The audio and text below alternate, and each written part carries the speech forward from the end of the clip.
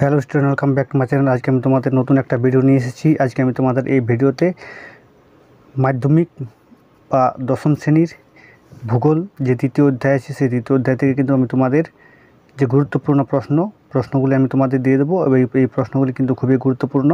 এই প্রশ্নগুলি তোমরা ভালো করে খাতায় নোটস করে নাও এবং ভালো করে মুখস্থ করবে। এবং এই প্রশ্নগুলি থেকেই তোমরা কিন্তু মাধ্যমিক বা বাকি যে পরীক্ষাগুলো আছে সেই পরীক্ষাগুলোতে তোমরা কিন্তু সব কমন পেয়ে যাবে। তো আমার চ্যানেলটি যারা সাবস্ক্রাইব করেছো তাদেরকে অসংখ্য ধন্যবাদ, এবং এখনও পর্যন্ত যারা চ্যানেলটি সাবস্ক্রাইব করোনি তারা কিন্তু চ্যানেলটি সাবস্ক্রাইব করে নাও, কারণ আমার এই চ্যানেল থেকে তোমরা মাধ্যমিক, উচ্চ মাধ্যমিক সমস্ত বিষয়ের নোটস ও সাজেশন কিন্তু তোমরা বিনামূল্যে পেয়ে যাবে। তো আমার যে গুরুত্বপূর্ণ প্রশ্নগুলো আছে সেই প্রশ্নগুলো আমরা দেখে নিই। প্রথম প্রশ্ন, দিনের বেলা উষ্ণ ও হালকা বায়ু পর্বতের ঢাল বেয়ে উপরের দিকে উঠলে তাকে কি বলে? লু, ক্যাটাবেটিক বায়ু, অ্যানাবেটিক বায়ু, হেরিকেন বায়ু। তাকে কিন্তু আমরা বলে অ্যানাবেটিক বায়ু। পরের প্রশ্ন, বৃষ্টিপাত পরিমাপের একক কী? বৃষ্টিপাত পরিমাপের একক কিন্তু হচ্ছে সেমি বা ইঞ্চি। তারপরের প্রশ্ন, মেঘ থেকে ভূপৃষ্ঠে জলকণা ও বরফকণার পতনকে কী বলে? উত্তর আমাদের চারটি অপশানের মধ্যে হয়ে যাবে কিন্তু অপশান ডি, অধঃক্ষেপণ বলে। তারপরের প্রশ্নে, বৃষ্টিপাত পরিমাপ করার যন্ত্রের নাম কি? বৃষ্টিপাত পরিমাপ করা যন্ত্রের চারটি অপশানের মধ্যে উত্তর কিন্তু আমাদের হয়ে যাবে রেনগজ বা বৃষ্টিমাপক যন্ত্র। পরের প্রশ্ন, বৃষ্টির ছায় অঞ্চলে অবস্থিত শহরটি হলো বৃষ্টির ছায় অঞ্চল অবস্থিত শহরটি হলো কিন্তু আমাদের শিলং। তারপরের প্রশ্ন, উত্তর গোলার্ধে বায়ু প্রবাহের দিকে পিছন করে দাঁড়ালে ডান দিক থেকে বাঁ দিকে বায়ুতে কম চাপ থাকে, একে বলে ফেরেলের সূত্র, কোরিওস বল, 22 বেলট সূত্র, না কোনোটি নেই। উত্তর কিন্তু আমাদের হয়ে যাবে অপশান সি, 22 বেলট সূত্র। তারপরে প্রশ্ন, কোরিওলিস শক্তির প্রভাবে বায়ুর কী পরিবর্তন হয়? কিন্তু উত্তর হবে আমাদের বায়ুর দিক বিক্ষেপ হয়। তারপরের প্রশ্ন, লু বাতাস প্রবাহিত হয় যে ঋতুতে? তাহলে বর্ষাকালে, শীতকালে, বসন্তকালে না গ্রীষ্মকালে? উত্তর কিন্তু আমাদের হয়ে যাবে গ্রীষ্মকালে। লু একটি স্থানীয় বায়ু, অনিয়মিত বায়ু, নিয়মিত বায়ু না সাময়িক বায়ু? লু কিন্তু আমাদের হয়ে যাবে স্থানীয় বায়ু। তারপরের প্রশ্ন, বায়ুমণ্ডল কাকে বলে? ভূপৃষ্ঠ থেকে ক্রমশ উপরের দিকে যে গ্যাসীয় আবরণ পৃথিবীকে বেষ্টন করে আছে তাকেই আমরা বায়ুমণ্ডল বলি। তারপরের প্রশ্ন, বায়ুমণ্ডলে শতকরা কত ভাগ নাইট্রোজেন থাকে? উত্তর 78.084 ভাগ কিন্তু আমাদের নাইট্রোজেন থাকে। তারপরের প্রশ্ন, বায়ুমণ্ডলে শতকরা কত ভাগ অক্সিজেন থাকে? 20.946 ভাগ কিন্তু আমাদের অক্সিজেন থাকে। বায়ুমণ্ডলে শতকরা কত ভাগ কার্বন ডাইঅক্সাইড থাকে? উত্তর কিন্তু 0.03%। বায়ুমণ্ডলে শতকরা কত ভাগ আর্গন থাকে? 0.93%। তারপরের প্রশ্ন, বায়ুমণ্ডলের প্রধান গ্যাসীয় উপাদানের নাম কি? নাইট্রোজেন। পরের প্রশ্ন, ট্রপোস্ফিয়ারের ঊর্ধ্বসীমার নাম কি? ট্রপোপজ। তারপরের প্রশ্ন, বায়ুমণ্ডলের কোন স্তরে উচ্চতা বৃদ্ধির সঙ্গে সঙ্গে উষ্ণতা হ্রাস পায়? ট্রপোস্ফিয়ার বা ক্ষুব্ধমণ্ডলে। তারপরের প্রশ্ন, ক্ষুব্ধমণ্ডল কাকে বলে? ভূপৃষ্ঠ থেকে প্রায় 17 কিমি উচ্চতা পর্যন্ত অঞ্চলে উচ্চতা বৃদ্ধির সঙ্গে তাপমাত্রার পার্থক্য দেখা যায়, ফলে এর অঞ্চলে ঝড় ঝঞ্ঝা, বৃষ্টিপাত ইত্যাদি দেখা যায়। এই অঞ্চলকে ট্রপোস্ফিয়ার বা ক্ষুব্ধমণ্ডল বলে। তারপরের প্রশ্ন হচ্ছে, এরোসোল কি?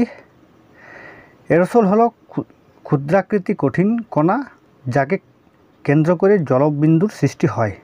তারপরের প্রশ্ন, বায়ুমণ্ডলের কোন স্তরের মধ্যে মেঘ, ঝড়ঝঞ্ঝা ইত্যাদি সৃষ্টি হয়? উত্তর কিন্তু হয়ে যাবে আমাদের ট্রপোস্ফিয়ারে। তারপরের প্রশ্ন, বায়ুমণ্ডলের কোন স্তরকে কেন শান্তমণ্ডল বলে? ট্রপোস্ফিয়ারকে বলে কারণ এই স্তরে আবহাওয়া শান্ত থাকার জন্য এই স্তরকে শান্তমণ্ডল বলে। রাসায়নিক গঠন অনুসারে বায়ুমণ্ডলকে কি ভাগে ভাগ করা যায়? দুটি ভাগে ভাগ করা যায়, হোমোস্ফিয়ার ও হেটেরোস্ফিয়ার। তারপরের প্রশ্ন, ট্রপোস্ফিয়ারের উপরে বায়ুর যে স্তর আছে তার নাম কি? স্ট্র্যাটোস্ফিয়ার। তারপরের প্রশ্ন, ওজোন গ্যাসের স্তর কোথায় দেখতে পাওয়া যায়? স্ট্র্যাটোস্ফিয়ার দেখতে পাওয়া যায়। তারপরের প্রশ্ন, বায়ুমণ্ডলে কোন স্তরে সুমেরু ও কুমেরু প্রভা দেখা যায়? আয়নোস্ফিয়ারে দেখা যায়। তারপরের প্রশ্ন, স্ট্র্যাটোস্ফিয়ারের উপরে বায়ুর যে স্তর আছে তার নাম কি? মেসোস্ফিয়ার। তারপরের প্রশ্ন, মেসোস্ফিয়ারের উপরে বায়ুর যে স্তর আছে তার নাম কি? থার্মোস্ফিয়ার। মেরু অঞ্চলে ট্রপোস্ফিয়ারের বিস্তৃত কত দূর পর্যন্ত? বিস্তৃত আছে 6 থেকে 8 কিমি পর্যন্ত। তারপরের প্রশ্ন, গ্যাসীয় উপাদান ছাড়া বায়ুমণ্ডলে অপর একটি উল্লেখযোগ্য উপাদানের নাম লেখো। ধূলিকণা। তারপরের প্রশ্ন, বায়ুমণ্ডলের সর্বশেষ স্তরের নাম কি? এক্সোস্ফিয়ার।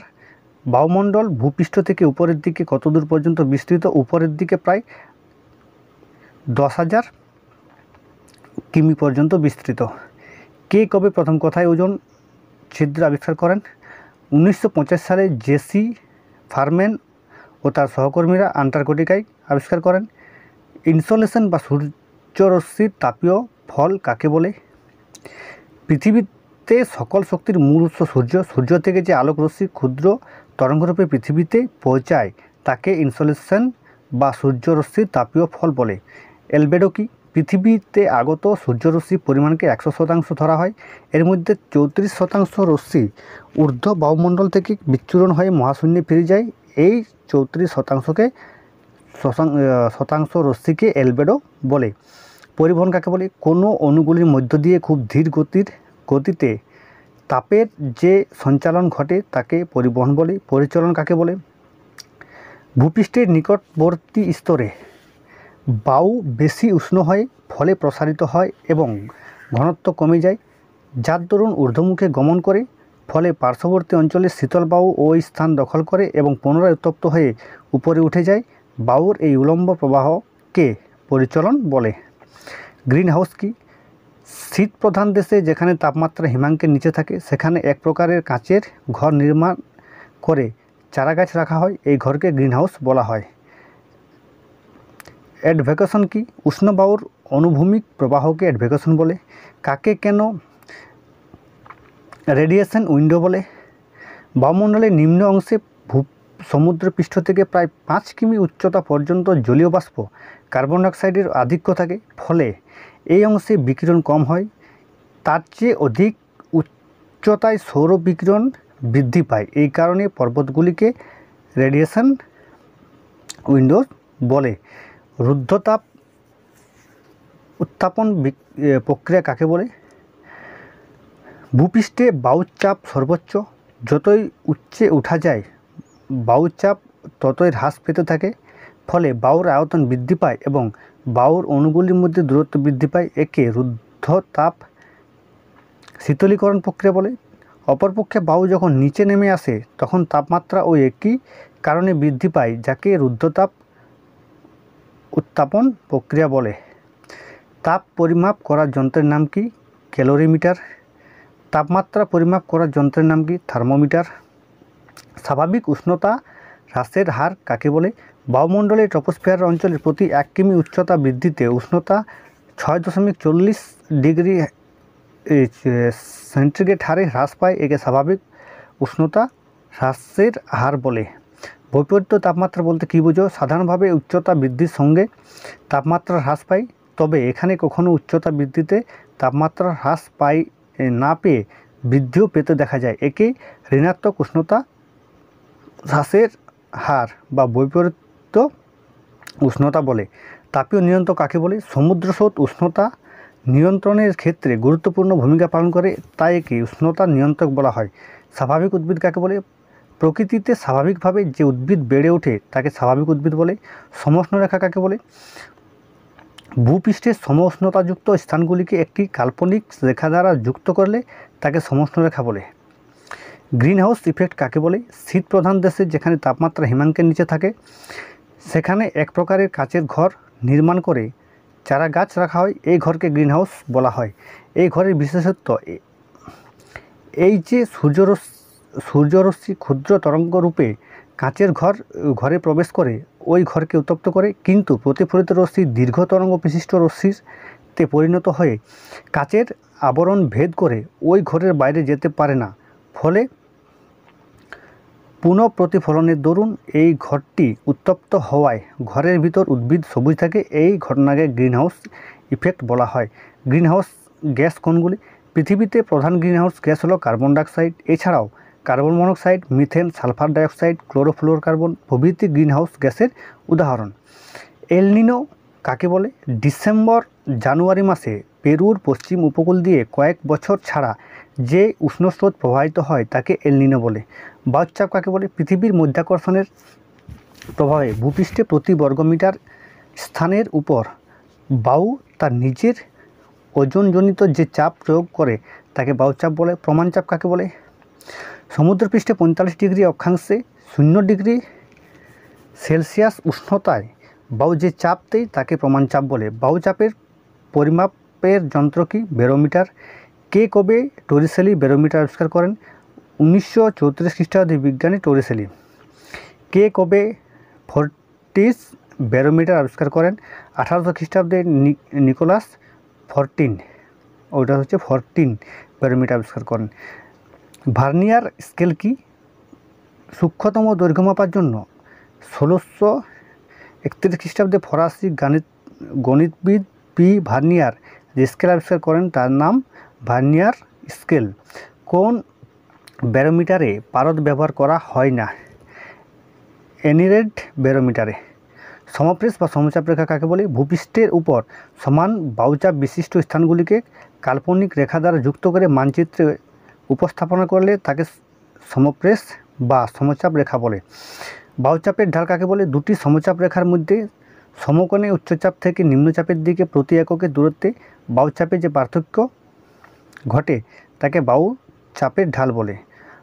আন্তঃক্রান্তীয় মিলন অঞ্চল কাকে বলে? উত্তর পূর্ব ও দক্ষিণ পূর্ব আয়নবায়ু নিরক্ষীয় নিম্নচাপ বলয়ে মিলিত হয়, এই মিলনস্থলকে আন্তঃক্রান্তীয় মিলন অঞ্চল বলে।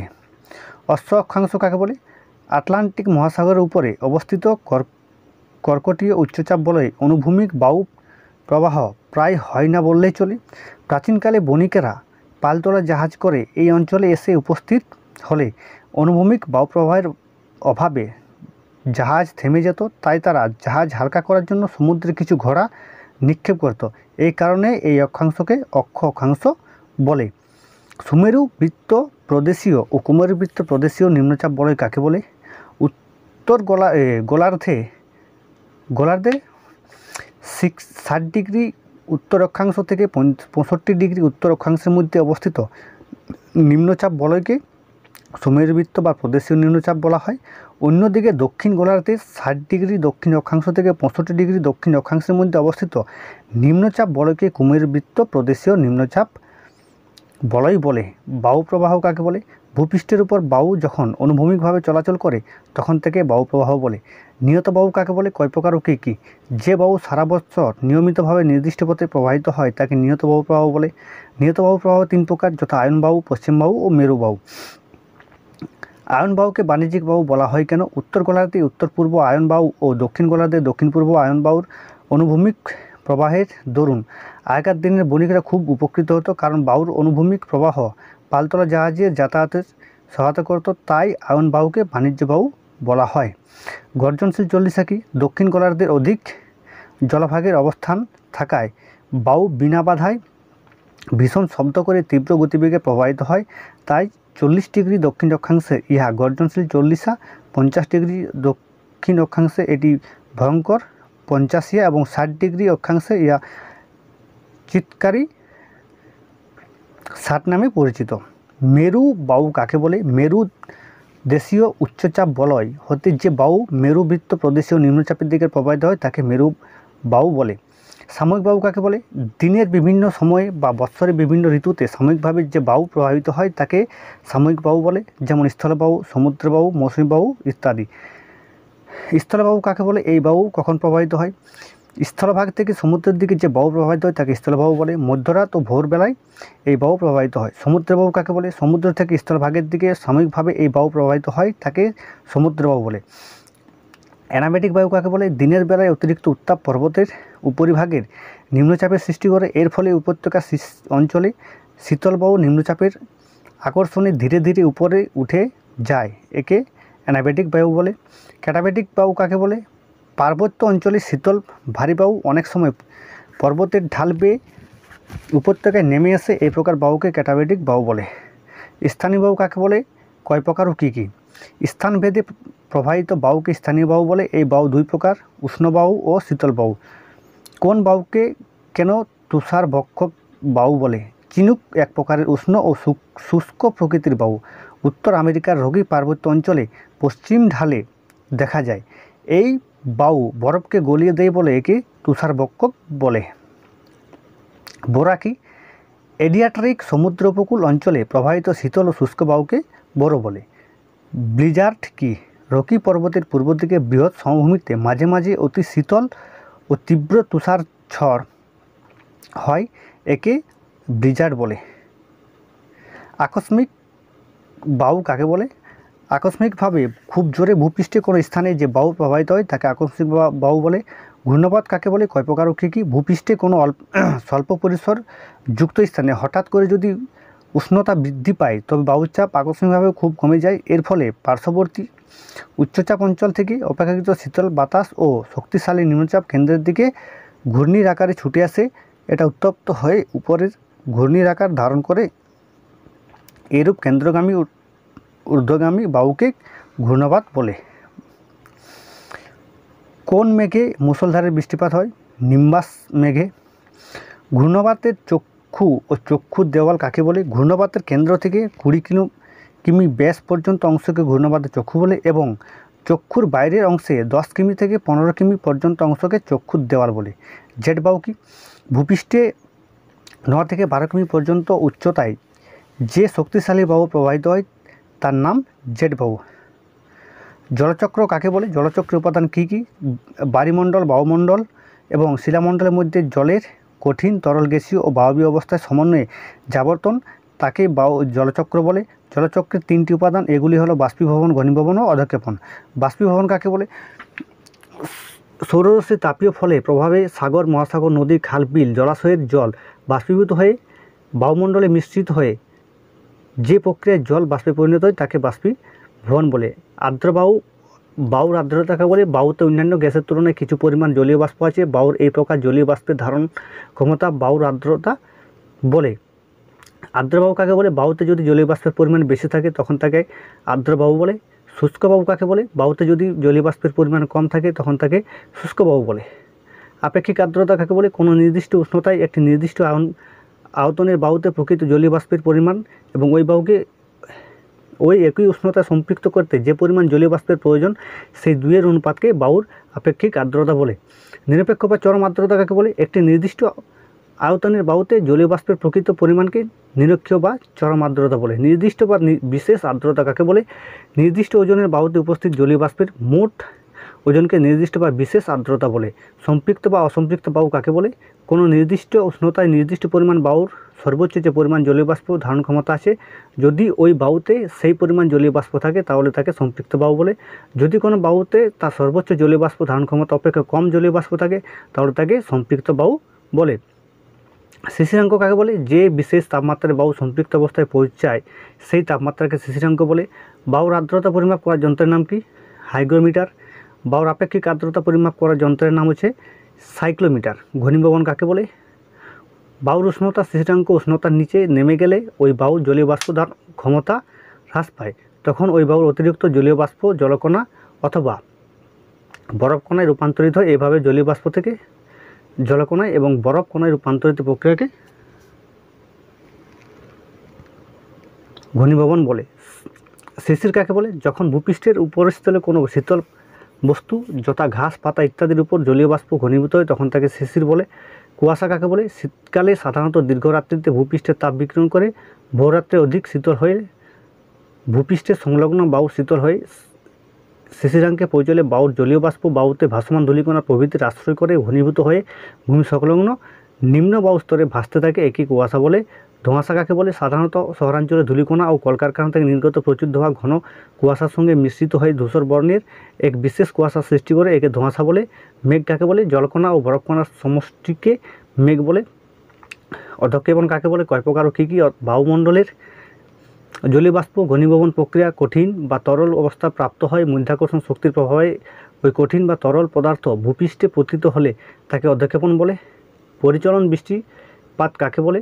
ভূপৃষ্ঠের যে সমস্ত স্থানে জলভাগের অবস্থান অপেক্ষাকৃত বেশি এবং সৌররশ্মির অধিক পরিমাণে পাওয়া যায় সেখানে দিনের বেলায় অত্যাধিক উষ্ণতার ফলে বায়ু উষ্ণ হয়ে উপরে উঠে যায় এবং ঘনীভূত হয়ে বৃষ্টিপাত ঘটায়, পুনরায় শীতল হয়ে নেমে আসে। এভাবে পরিচলন বৃষ্টি হয়।